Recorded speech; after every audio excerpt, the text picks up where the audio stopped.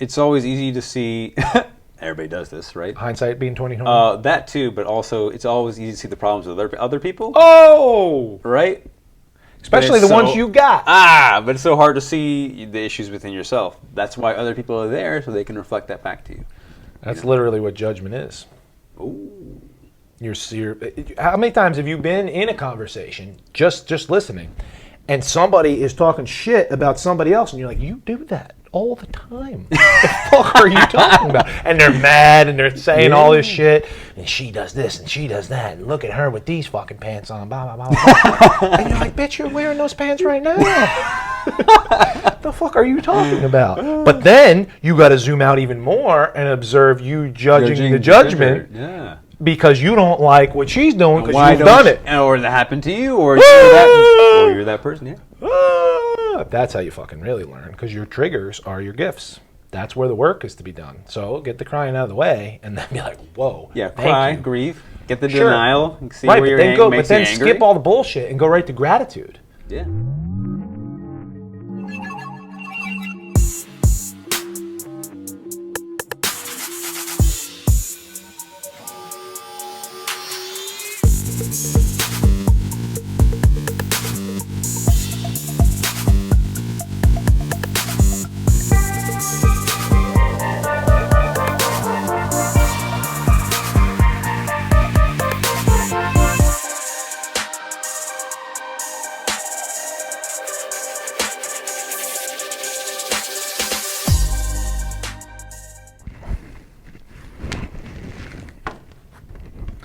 The Bridge Podcast, back again. Sean Nixon here. John Matthew. How's it going, man? Peachy. Peaches and cream. Beautiful. All day. Peaches and cream are delicious. Today, we're bringing you the next pillar that's going to help your life. Total human optimization. Aesthetics, performance, health, how to be a human being, the things that they don't teach you in school but you need to know. Mental, physical, emotional, and spiritual. We've taken you through movement, consumption, diet, nutrition, water, sunlight, sleep, all these things. Purpose was a big one. Most people don't think. They're like, I'm rich, but I'm sad and unhealthy. I have monies. I have all this. They told me if I go to school and I get a job, I get money and I'm happy. But I'm unfulfilled because I didn't know that purpose was so important. And that's why we brought it to you. But what else is important is your tribe. Okay, so much going on here. So some people have friends and some people don't, and some people have family and some people don't, and some people have coworkers and some people don't. But in one way or another, everybody that you interact with is your tribe. So we're talking about your community, your family, lineage, your friends, and your karmic relationships, people that you don't choose that the universe throws into your life to help you learn something, or for them to help you, or for you to help them. Well said. So a tribe, as far as Sebastian Junger would write about, or Dunbar's number, is approximately 150 people. So we're talking about primitive tribes, ancestral tribes, and even current day tribes in like South America and Africa and stuff like that. It's always approximately 150 people, right? So to take that to modern day, that's community, family, lineage, friends, and karmic relationships. It's harder to, or it's not hard, more difficult to map out just because everything's, if you live in a city, like you're surrounded by thousands of people, but within that city, you may not be able to visually map it out, but you could probably pick apart 150 who people. your, closest relationships are. And that's where it gets squirrely, is cities and online communities. And your online interactions. Because it's like, I have 1 million friends on Facebook, but they're not really, and then your mood depends on how many likes you get or fucking all this shit, and it fucks up your brain chemistry. You get 7 million followers. You know? It doesn't make any sense because your brain is only wired to intimately know approximately 150 people biologically. So what is the breakdown of those 150? The 5 is like your closest, your best friend, your closest family members. That crazy campaign before iPhones and smartphones were Fab Five, your Fave Five, your top 5, whatever it was. Is your closest best friends, blood brothers, maybe a significant other, maybe your parents if you have that type of relationship, a sibling. Just the closest. Not necessarily, because it's different for everybody. These are all what they can be. Right? What they can be. Yeah.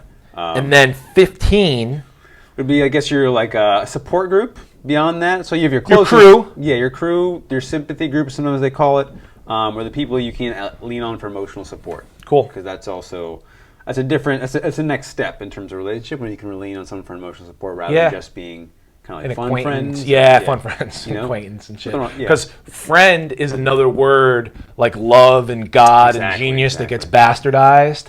Where, oh, we're friends, but are you really friends though? Yeah. You know what I mean? Like, it's like, I love Starbucks, but do you really love Starbucks and your grandma at the same So level? really separate acquaintances from friends in your mind. Doesn't mean you disrespect people. It knows who you can trust. Exactly, yeah. So that's 15 is like your crew there. And then maybe 50 is like your full network of co-workers, people you run into, neighbors. You regularly see, if you're in our job, that potentially people tripping in from your work, part of your clan, your clients, potentially. Like people you regularly see interact with would consider friends, but not, again, maybe the type that you would emotionally support. Not the top 5 best friends, right, that you're spilling stuff to. And that's within your approximate 150 people. Of your tribe, so. Excellent. So that's what a tribe is. So let's break them down. Community is made up of coworkers, neighbors, people you live around. Like if you go to the same restaurants and you know people, if you go to the gym and the bar. You talk to the same peeps all the time. If you go to the same bar every Friday night and the same bartender's there telling you jokes, watching the game, and some of the same customers are there and you're hanging out. That's part of your community, the regulars, the townies, the locals. If you're a regular at any place, you got a community. If you're a regular at any place, you have a community, whether it's the barber shop or the gym is the perfect example because there's plenty of camaraderie and community. Yeah, I used to work, I used to open, like pretty much all my jobs. Different morning community. All my jobs I've ever had have been 5 a.m., 6 a.m.ers. It's beautiful. I've never had like a late. That's a different community than the me that used to work 12 hours and then go to the gym after. So I have empathy for people that work that I want to train at 5, 6, 7, 8, 9 o'clock at night.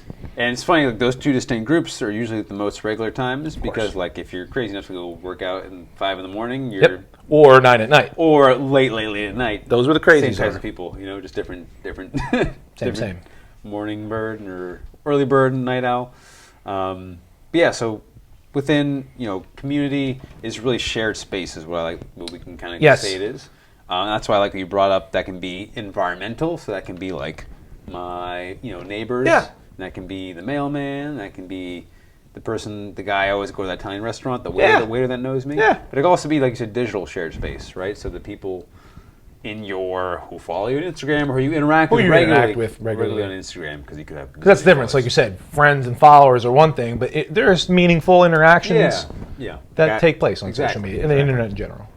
See, a community where you share your space, and also like energetically as well, which is also we're getting to a different level here. So not just physically or emotionally now. That's how it ties into health and performance and stuff. Ties into the rest if you got poisonous, if you're eating organic and you're fucking kale smoothies and all this shit, but you're going to work and there's a fucking Karen named Karen shitting evil energy on you. Are you talking about Karen? Of course. Oh, okay. Everybody knows her. You know what I mean? You think you're healthy, but you go home every day just carrying around that fucking negative energy from coworkers, or everybody's had a fucking shitty neighbor or a shitty roommate. Yeah, and the thing with community where you'll see between these two is that it's not always a chosen right versus your friends. You can have friends within your community, but your 100%. Not there's a lot of overlap of your friends. Yeah, exactly. And then the difference is what you said: people you choose and people who is either circumstantial or the universe throwing your curveball. Yeah, right. Which we'll get to later. So that's huge. So within that choice is now you choosing when people are not serving your future goals or your current health or your mental health. Meaning you got to cut motherfuckers off sometimes, whether that's a parent, a cousin, a sibling, a neighbor, a friend. Sometimes you got to move. Sometimes you got to stop talking to somebody. Sometimes you got to fucking quit that job. You know what I mean? For your mental, physical, emotional, and spiritual health. And if you're like me, who's like the kind of person who's grown as a younger adult and been impressioned to become a people pleaser, those kind of situations are like your worst nightmare. It's like, I don't want to hurt people's feelings. So I'd rather just hurt my feelings. I'd rather be hurt. I'd rather be sick. Men not learn about what's maybe their. You're helping them too by cutting them off because they're either going to stop some of their poisonous stream, or hopefully they'll acknowledge and become aware of their poisonous stream and say, "Hey, I shouldn't have fucking done that," and maybe they'll learn and treat people better. So that's saying, how many toxic and abusive relationships? Toxic relationships, And I've been a toxic person, and I've been the one who's been toxic too, right? I've been on both sides. Oh, look at you being honest. Yeah. A lot of people are fucking pointing fingers everywhere. Yeah, I've done it. I've been it, and I had shame about it. I have to forgive myself and work through that because that's not serving anybody. No, nobody. But I've also been in a situation where I was resentful for somebody being toxic in my environment too. And the best thing was to cut those things off. That's it. That's how you get better. Because then that's how you learn. And so many people are like, oh, everywhere I go, everybody's just toxic to me. I'm like, the common denominator is you. So it's either you need to work on your shit, what are you attracting into your experience, right? Boom. Which we'll get into in karmic relationships. What you put your attention to is what you get. And a lot of those toxic relationships are karmic relationships because the ones that are the toughest relationships are the ones that need the most work, which is the biggest lessons. We'll get to that, right? Because that's where the lessons are. When you can't change something, you need to look for the lesson. Ooh, that's good. Big time. So that's your community. What you think it is. Neighbors, co-workers. Like you said, your friends are within your community, but we're breaking stuff down. Your environment, ecosystem is another cool word. Exactly. If you're going to a certain place all the time, there's a sort of synergy involved in there, right? Where you're... And their energy and what you do for them and what they do for you affects you on all 4 levels of your health, performance, and aesthetics. Big time. So then, family lineage. This is where it gets weird. So we didn't just say family because you think of that as the people that you grew up with, potentially. Right, but like you said, some people are adopted, some people are orphans, some people are living by themselves. So it's like, or some people are estranged from their family. Some people got kicked out of their family. Some people wisely left their family to be the black sheep. In the woods in the middle of nowhere. Precisely. But he still has lineage, right? So you have ancestors and descendants. And Paul Chek said, I forget where he got it from, maybe Carl Jung, maybe Rudolf Steiner, maybe... I know. I think it was Steiner, to be honest with you. He said, when you heal yourself, you heal 7 generations past and 7 generations forward. So, from like a karmic soul sense and stuff like that. So that's why it's always a big deal to learn your lessons, work on your shit, fix your shit, and heal your bullshit. Yeah, and one of the ways you can kind of open your eyes to what those things are. Yeah. One is just introspection on yourself. Of course. But that's the only person you can work on. Especially if you were, there's a lot of parent blame. Like, well, my parents did this, and this is why I'm the way I am. And we've all had it. Like I had it. Or this person wasn't there. In this case, my dad left. Or even they were awesome, but then they died.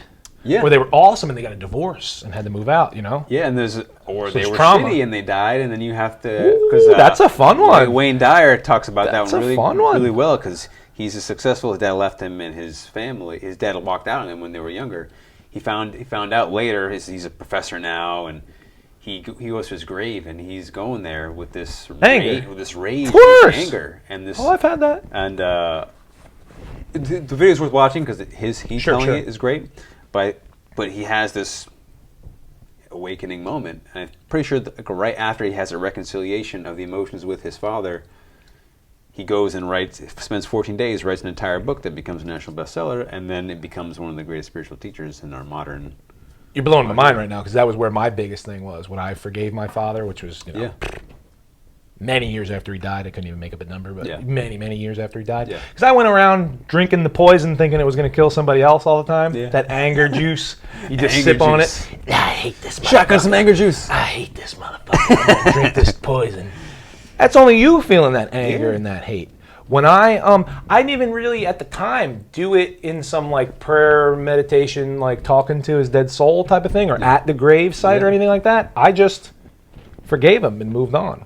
Yeah. And then later kind of worked on compassion for him, that he did fucked up shit because his dad did fucked up shit to him. And that's the lineage part. That's the lineage part. And I'm choosing to break those patterns. Yeah, because your parents are just doing what they knew from what their parents taught them from what they knew. Remember when you were a kid and you were like, when I ain't going to be an adult, I'll figure everything out. And now you're fucking...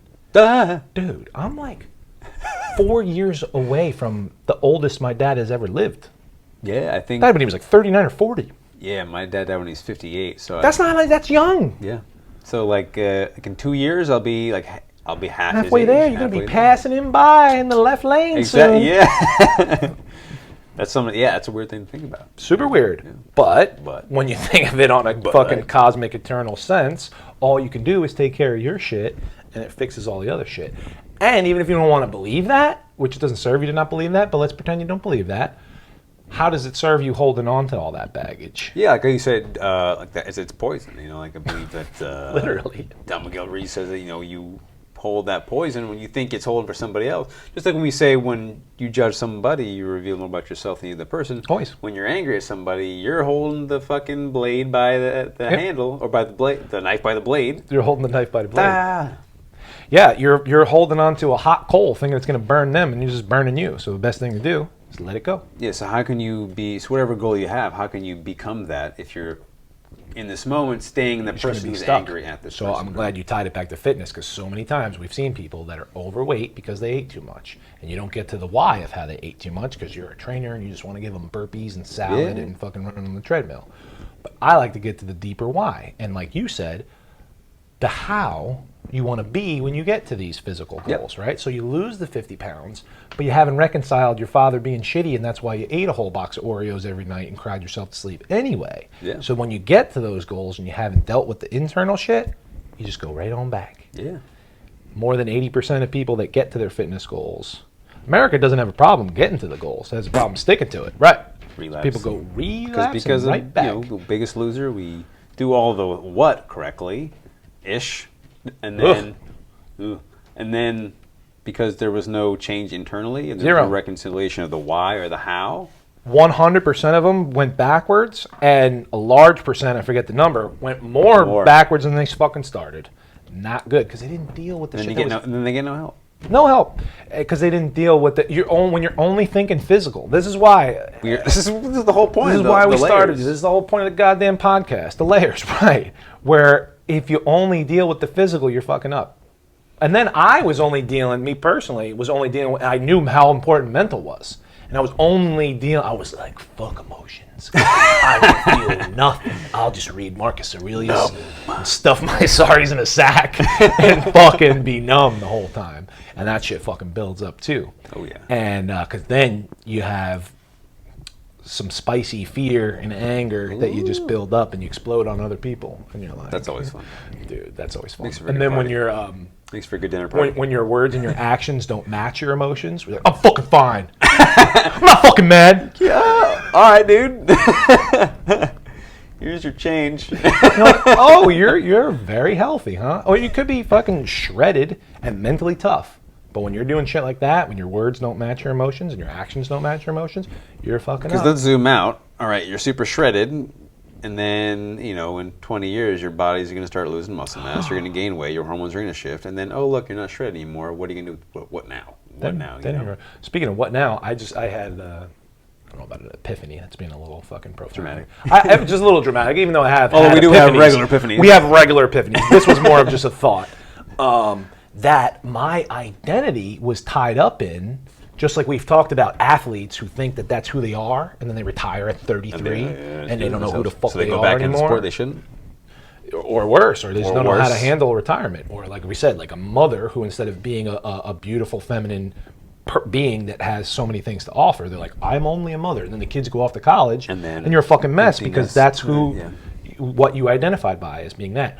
I identified with being a fucking coach and a trainer, and the government fucking took away my whole job. So sure, you could cry about the money and the bills and whatever.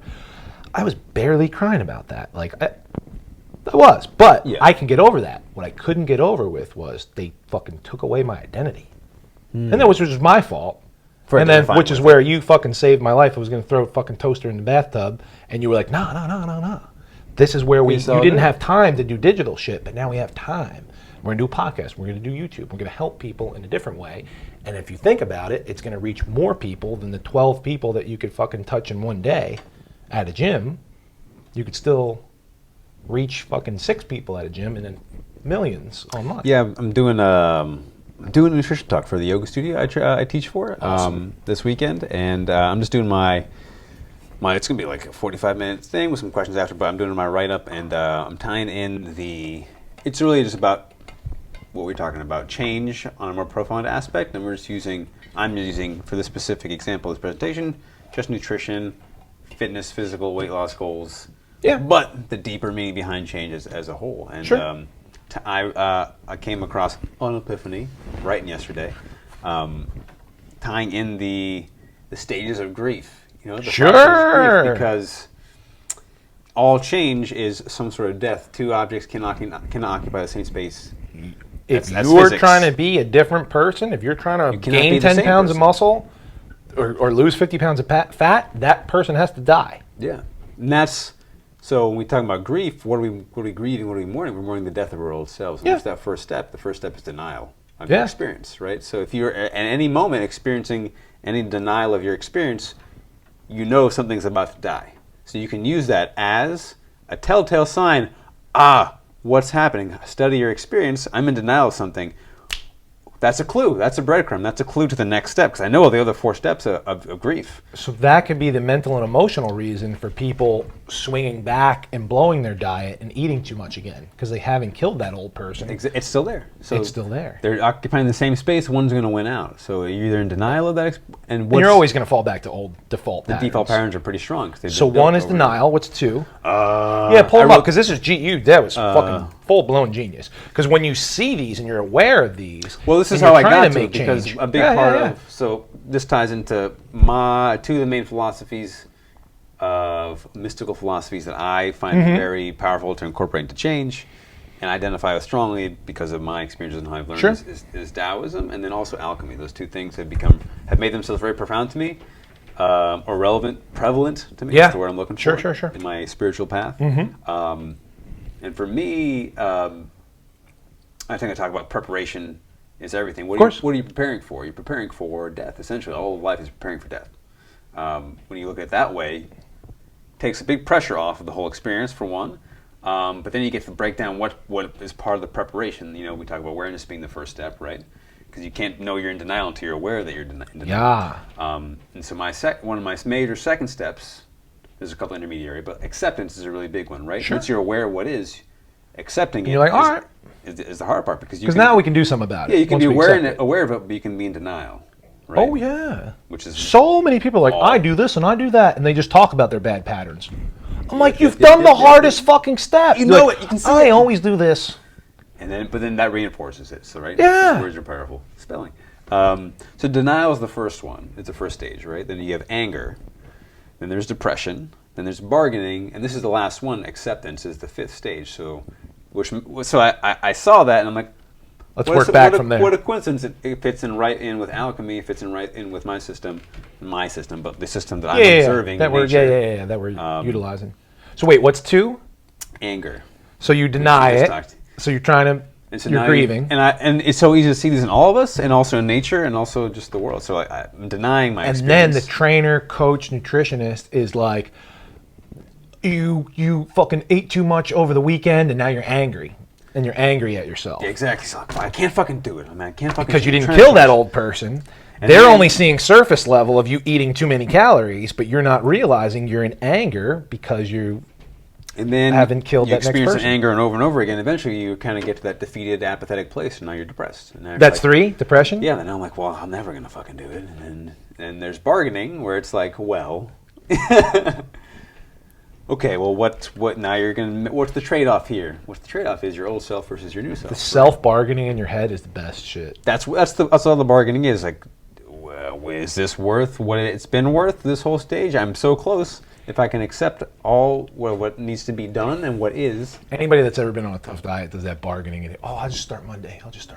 And then your ego's like, what a great idea. It's a nice fucking round number. Yeah. Fuck Sunday. We're going to start Monday. Yeah, Monday makes more sense, right? It makes the most. And you go, yeah, you feel good about that. You're like, and Monday comes, it's like, you know what? Things didn't line up the way exactly I needed to. Next Monday. I'll just wait till they, and before you know it, it's a year. This is what I've also been doing. So I used to have, I don't know if you saw like my tracking stuff on my corkboard, but I've been keeping it all in like a journal because it's easier, like a bullet journal, which is also a popular thing now. But I've been tracking my schedule instead of by like the day or even writing like January 6th, 2021. Like, what does that do for me? For presence and awareness? Yeah, I'm writing week 2 because... Oh, nice. In whatever goal you're going for? If I write June 6th, 2021, you're thinking, okay, well, whose birthday is around June 6th? This is a couple of Labor Day. But if I write week 26, that's halfway through the year. It has a different profound impact. It feels different. Because there's less numbers than a day, right? There's 52 weeks in a year, so you have a much more broader concept, it just takes you out a little bit. Because people get stuck in day cycle, week cycle, month cycle. And that's why you can get stuck on that's why you can do this pattern over and over again. But you're like, wow, 1 week down, that's a lot. And a day in 365 is not as much as a week in 52, right? Because like you said, preparing for death or whatever, if you live the same year over and over again 85 times, you're done fucked up. Think about that. There's no change. Well, there will be change, but you just won't be. You'll either be in denial of it, angry at it, depressed about it. Boom. But yeah, so that was...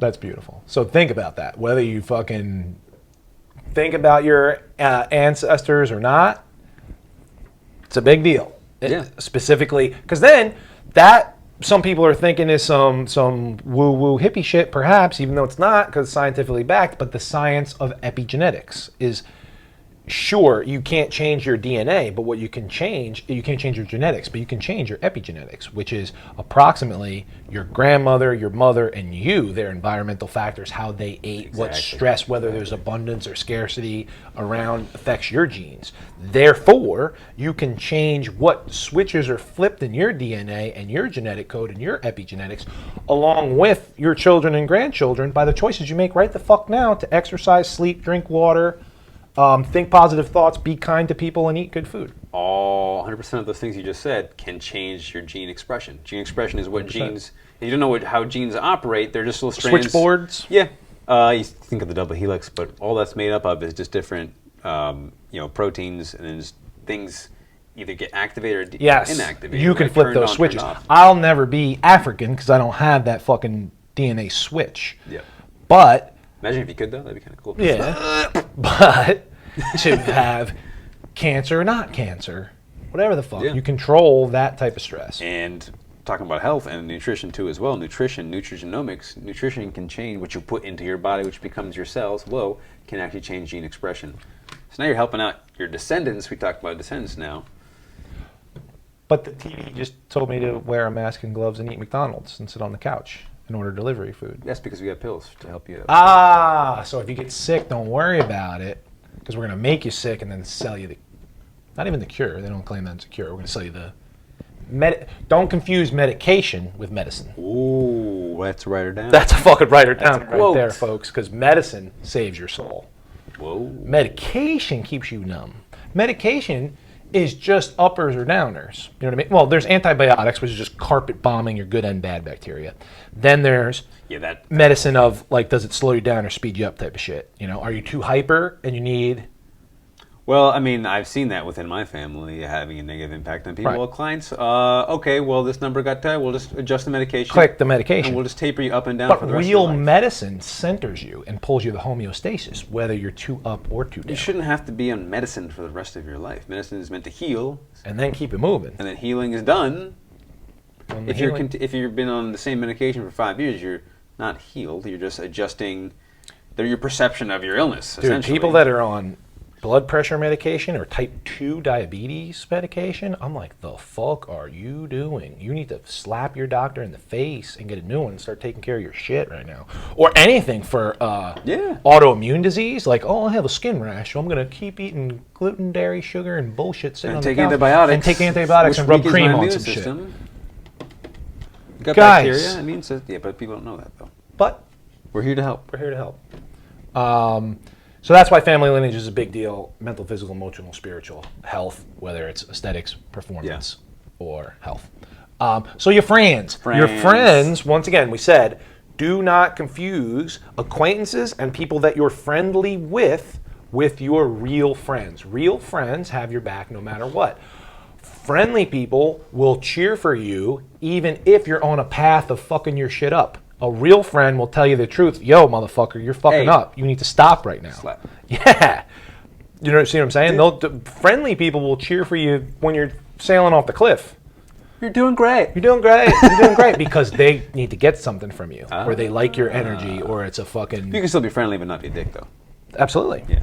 But your real friends will call you out on your shit and have your back no matter what. And that's what unconditional love is. You're not putting a condition on the care that you give to somebody. It's not, well, this has to happen for me to feel good, or else I'm not going to be your friend. So, friendly acquaintances are fine, and they count as friends, but don't confuse that with real friends. Yeah. But the point of friends is people you've chosen in your life to hang out with. And that is 100% your choice, whether you fucking call them, text them, hang out with them, check up on them, and what type of relationship you have. Versus what we'll get to, karmic relationships, where it's the universe or what have you, throwing people into your life, be it a client, a coworker, a friend, a family, a stranger even, that crosses your path, negative or positive, to, like I said, help you learn something, teach them something, help them, or have them help you. So you're looking for the lesson there. Yeah, showing you where you're not free, right? That's 100%. That's anywhere you're triggered by a person, place, or event. Shows you where you're fucking up and where you're not free, and that's a gift because that's where the work needs to be done. It's only becomes an issue when you identify with that experience. Ooh. But if you can zoom out, Alan Watts like to say, study your experience. Yes. So if you treat it like, this is interesting. Like, what's going on? That's here? What I've been doing lately. It's so great. It's that that fucking chest pain you get when you're angry, the upper back pain, the neck tension. It's not there when you can just look at it. Like, he did this to me, and then she said this, and then whatever, and then you're like, wait a second. Because you observing the character in this movie and then understanding you can make whatever choice you want. And that's literally all spiritual practices, become the observer. Like yoga, Buddhism, Taoism, Christianity, meditation. Right. All religions at, not capital R fucking commercialized religion, but like man-made construct. Not political fucking hijacked religion, but the truth of spiritual practices. So that's the biggest thing. And if you don't think that your friends can affect your mental, physical, emotional, and spiritual health, then you haven't been alive for too long because your fucking people will either drag you down or be your best support system. Yeah. You know what I mean? And that doesn't mean they're horrible people. If, if you set boundaries, that's another thing, is all this tribe is you're setting boundaries between who's in your community, crew, and close tight-knit friends, because there's in your outside friend group, if you're on a diet and you tell everybody you're on a diet and they're like, come on bro, don't be a fucking loser, come out and get pizza and beers. Does that person really have your best interest in you? Do they have your best? Because your best friend will be like, don't worry about it, you're doing the right thing. I got you next time, we'll party when you get to your goals. That's the difference. Whereas an acquaintance, and once again, this is your choice. Yeah. You still have that personal responsibility to say, no thanks, guys. I'll get you next time. Yeah, a friend wants you to go out with them because they want to have the pleasure of you in their experience. But your best friend wants you to have the most growth, the most change, the most positivity, which they know is what your path is on. So. Rewind that, listen to it twice, write it down, because it's true. That's how you know who really has your fucking back. And it's your choice to set those boundaries or to cut those people off or to say no thank you. And then people are going to be like, well, they peer pressured me and they made me feel bad. No, they didn't. They did what they did and you reacted the way you chose to react. Boundaries, and that's like when you're, especially when you're a young kid and you're a teenager in high school, in the young 20s vulnerable years of relationship forming, right? You're just going with the salmon up the stream. Yeah, how do you learn to form boundaries? And that's where self-discipline for self-realization comes in. That's starting with, cliche as it sounds, start with yourself. What boundaries are you setting for yourself? Want to know some more medicine? Saying no. Whoa. Saying no thank you. That's setting a boundary right there. Oh, saving lives, specifically yours, because that's the only one you can save. Saying no. Saying no to things, saying no to people, saying no to ideas, saying no to thoughts. Dude, saying no to thoughts is a big deal. Accepting them as they come in, but not identifying, not choosing to stay. Not pushing away emotions. Repressing or yeah. Let them come. Like, I don't have to hold on to it. Just because you have a thought doesn't mean it's true. This is true. Fucking 90-something% of your thoughts are bullshit stories. It's made of imaginary monologues. Scientifically, an emotion is going to last for less than 90 minutes. If it lasts any longer than that, it's because you're throwing fuel on the story. Your brain is like, oh, I remember this one. This is dramatic. Let's make Pirates of the Caribbean 4 in this motherfucker. Yeah, right. And keep carrying this shit on. Because that's all like memories are associated with emotions and stuff like that. Yeah. Which is what you got to tap into to go into the future to manifest things, is you meditate on an emotion. Side tangent, you ever like walk by some place, like a new place, and you get a smell of like something you smelled when you were like 7. The smells are attached to memories. And you literally get transported back in time, and you're like, whoa, where the fuck am I? Like, I remember this one specific smell of like Glade plug-in that if I smell, it takes me back to sophomore year of college in the apartment we had. The other day, somebody tossed me a Gatorade, and I wasn't going to drink it because it's poison, but then I noticed it was 0 sugar, and it was the blue one, so I took a sip. I go, this tastes like baseball practice. Revived vitamin water tastes like. You see what I'm saying? Like preseason. Bro, I'm smelling the grass. I felt hot and shit, like it was summer. The heat in the bottom are you of the turf? kidding me right now? That's fucking real. And you're like, but time travel's not real. Guess you don't know too much about time then, now, do you? So choose your friends wisely. Some people would say, show me your friends, I'll show you your future. Okay? So cut people out that are bums, that are energy vampires. Booms. Fucking bums. Who the fuck is that guy? Energy vampires will suck your energy out. Everybody you meet is either going to give you energy or suck your energy. You know what I'm saying? Like a succubus. Because we were just listening to Incubus. Whoa. Yeah. Succubus will suck your soul out. They're scary. Very scary. So your friends are whom you can choose to hang out with, talk to, connect with, or disconnect with and cut out. And that helps everybody. Boundaries. Think about it.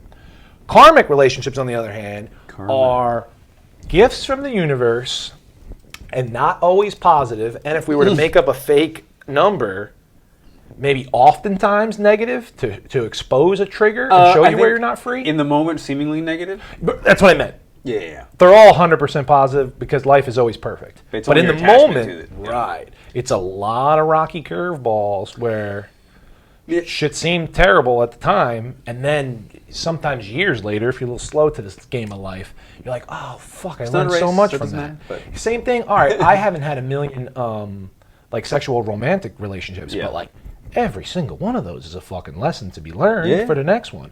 But some people like to continue old patterns, and they fall for the same person with a different face over and over again. I'm just attracted to guys that beat me, or girls that cheat on me, or this or that. That's a you thing, right? That's not them. That's a you fucking thing. 12 different people didn't fucking do the same thing on not coincidence. Yeah, it's like in your brain, like a serotonin goes to a serotonin receptor. A Karen goes to a Kyle receptor. You know? So 100%. However you're choosing to be, whether it be Karen, Sean, and John, you're attracting that. You're attracting whatever is the... But I only like hair and boobs and butts. Okay, but there's a lot more going on. Like you said, smells. Yeah. All kinds of things. Pheromones. Thank you. Biology. It's a big deal. But karmic, again, like they said, these are often considered like toxic or negative relationships that come in through. If you let it be. Because it's only because of attachment, right? Because like I said earlier, most of what we learn to want in a relationship is things that give us pleasure. So I want this person in my life because they give me pleasure. You know, my generation is like the hookup culture generation. So like most relationships are formed out of sex. And then they realize that, oh wait, there's more in the relationship than just that. Relationships fail. Or for whatever reason, this person got set up where I just been in this relationship with this person for so long, so you're just kind of trapped in the idea of thinking. It's really only your attachment to that person or idea as for your own pleasure, or someone makes you feel good about yourself in a codependent relationship, or you need somebody else, which is my small little gripe about pop culture, which is like pop music and pop culture movies all reinforce codependency. Yeah. Jerry Maguire, I love that movie, but it's like you complete me, like that whole thing. That's a bullshit. It's bullshit. It's bullshit. Or all the princesses that have to be saved. The damsels in distress every time. What? It's just a damn. Why can't you just be a chick and he's a dude? They just hang out. Just chicks being chicks and dudes being dudes. Yeah, right. So these archetypes get reinforced within us, right? But really, a karmic relationship, like really all relationships, but karmic specifically is that lesson you're trying to learn is, again, where you're not free. So it's not there for your pleasure, it's there for your learning. Just like we said, study your experience to learn about what your triggers are, study your relationships to learn what Big time. They're reflecting to you. Is that life, though, too? It's not there for your pleasure, it's there for your learning? Yeah, basically, because I got the money, I got the chicks, I got the fame. I got all pleasure. All pleasure things, And pleasure's nice for a little bit. Dopamine goes up. And then it comes down. Yeah, Russell Brand was a sex addict. Most people would be like, I could never be a sex addict. Oh, dude, the stories that he tells where he's like, oh, have you ever been high on pure cocaine and having an orgy with 14 models? And you're like, that's awesome. He goes, no, I was depressed as fuck. Yeah, Thought about killing myself, completely empty. Yeah. And now I'm sober and I'm happy. Because again, people are like, not me, bro. Sex is it can be the same thing as drugs. It's any addiction. Any addiction is trying to solve some type of problem. So if you solve a problem, if you solve an emotional problem with a chemical solution, you're always fucking up right there. And you'll continue to need that chemical solution. And then it's just never like medication. Enough. It's never enough. It's never enough. It's never enough. So never if you're, enough. That's not the solution. So you get to the root cause of diabetes, like money. Diabetes medication up and down, up and down. If you're a sex addict and you're depressed and use sex as a drug, or money, up and down. Money is just numbers, and numbers never end. So how the fuck are you going to be happy with that? There's a certain amount you need for luxuries and capitalism and blah, blah, blah. It's like 80,000, but it depends on where you live and blah, blah, blah. But once your needs are met physically, financially, there's vast diminishing returns. The richer you get, not the happier you get. Yeah. What karmic relationship? What can you learn from? Like everything. Both of us have probably had. Even a stranger. Your family yells at you. It could be a stranger. It could be the pizza delivery guy. Always could be the pizza delivery guy, but your family is a big one. One of my weed delivery guys, I recognized because I was also in a state of meditation at the time. I picked up from him. It was like a karmic relationship, and not in a negative way. This one was a really. Some people come in like angels. Yeah, it was like a cool. Angels and archangels are doing the same job. Little spirit guide, little thing. Like Yes. Yeah, I forget. I don't forget, but it's not worth the story. The interaction. Oh yeah, it's a small thing. Yeah, cool. Angels and archangels are doing the same job. They're just here to help, whether you're looking for the lesson or not. Just like it's always easy to see. Everybody does this, right? Hindsight being 20/20. That too, but also it's always easy to see the problems with other people. Oh, right. Especially the ones you got. But it's so hard to see the issues within yourself. That's why other people are there, so they can reflect that back to you. That's literally what judgment is. Ooh. How many times have you been in a conversation, just listening, and somebody is talking shit about somebody else, and you're like, you do that all the time. What the fuck are you talking about? And they're mad, and they're saying all this shit, and she does this, and she does that, and look at her with these fucking pants on, blah, blah, blah, blah. And you're like, bitch, you're wearing those pants right now. What the fuck are you talking about? But then you got to zoom out even more and observe you judging the judgment. Yeah. Because you don't like what she's doing because you've done it. Or that happened to you, or you're that person, yeah. That's how you fucking really learn, because your triggers are your gifts. That's where the work is to be done. So get the crying out of the way, and then be like, whoa. Yeah, cry, grieve, get the denial, see where you're angry. But then angry. Skip all the bullshit and go right to gratitude. Yeah. And be thankful for that. Don't hang on to fucking guilt and grief and shame. There's a market for it. I'm telling you, there's definitely a market for it. Trade in your guilt for gratitude, man. That will fucking change everything. Oh, I'm so sorry for being late. No, thank you for being patient with me. Yeah, it's a big fucking difference. Big difference. I'm the worst. Oh my god. Not really. Yeah. Unless you think that. Unless do you want to be the worst? So many people are fucking defending their old bullshit instead of. I've done it too. That's why it's easier. That's why we have our fucking show, right? But it's like, Peter Crone. Being right is a poor man's version of self-worth. I'd rather be right. I have depression. So if you're talking negative, talk about yourself. You're gonna like, oh no, you can eat better and you can think better thoughts. A doctor told me I have depression, and he said take pills for forever. So I'm gonna defend that hill.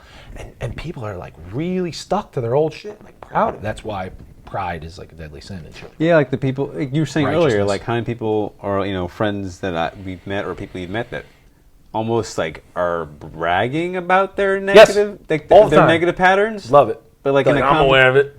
Yeah, this is what I do. This is just who I am. I saw a Jim Carrey thing posted. I don't know if it was recent or not, but he was saying like, I hate how people use their zodiac signs as excuses or whatever. Yeah. It's like, oh, I'm sorry, I can't help. I'm just a Scorpio. I'm a Scorpio. No, I'm just a bitch. No, Sharon, you're just a bitch. No, yeah, you're just choosing to act like a bitch, and you saw something that said something about your self-righteousness. So attaching to that. Oh, it's an excuse. But people love excuses, yeah. But they don't help nobody. Well, excuses are, and I've been, like when I was younger, I developed a pattern to like lie and fib just because to get out of consequences. And that's all excuses are, is to get away from consequences because you think consequences are negative. Then you lie to yourself. And you just believe it. Been there. About like, we'll say this and this is how we get out of this. But I love what you said. You think consequences are negative.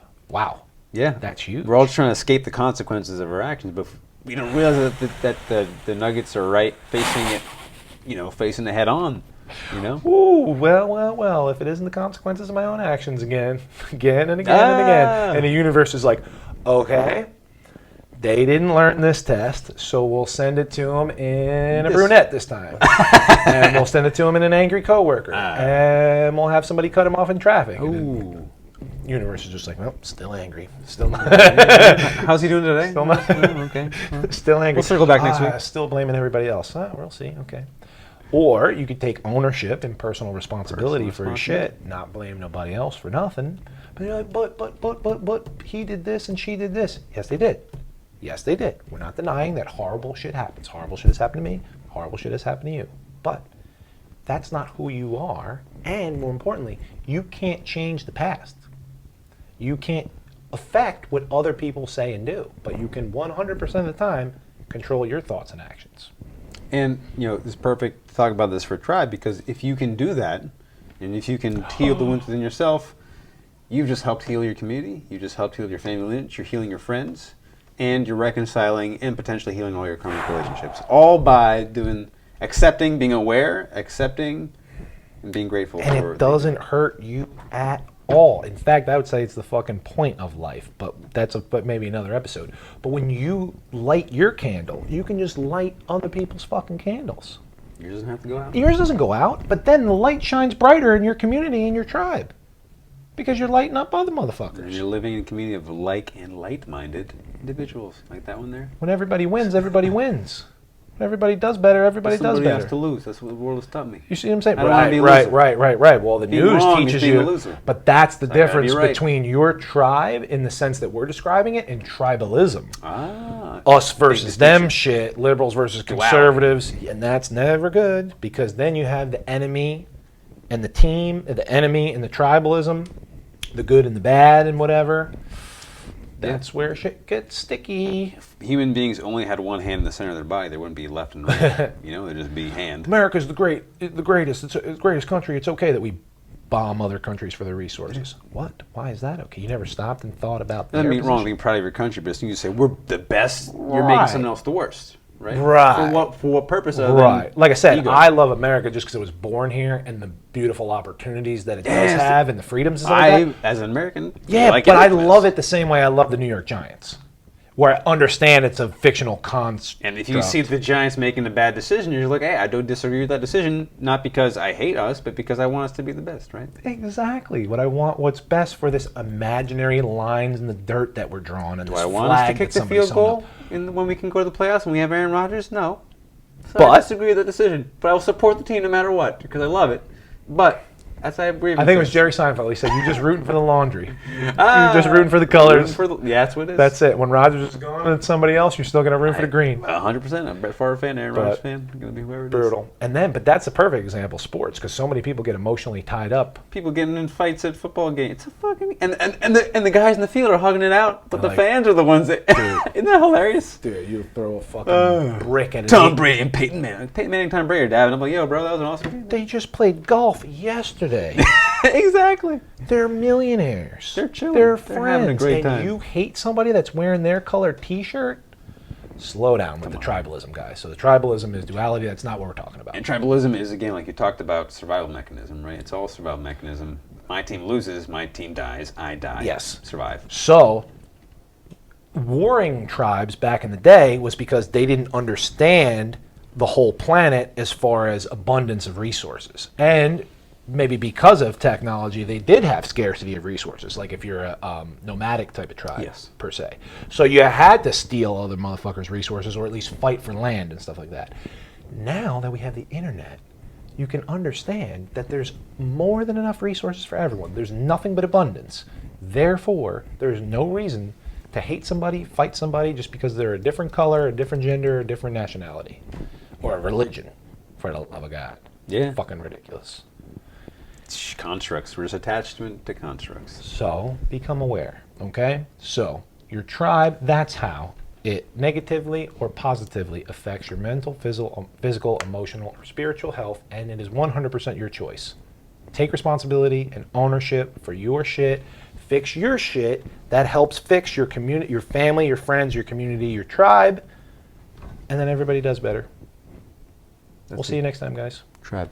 Peace. Vibe. Tribe Called Quest.